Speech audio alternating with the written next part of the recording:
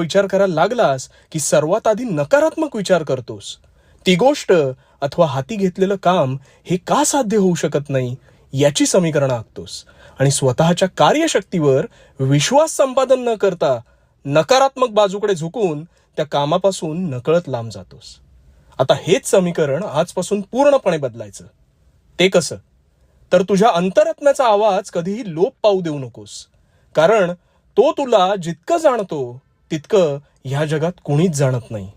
त्यामुळे जर तू एखादे कार्य त्या आवाजाची साद ऐकून करशील तर त्यात नकारात्मक विचारांचे बीज पेरू नकोस.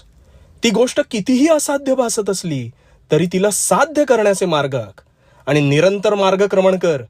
तुझ्या नकळत तुला हवं असलेलं सर्व काही प्राप्त होईल आणि तुला ह्या जगातली कुठलीच ताकद ते मिळण्यावाचून रोखू शकणार नाही.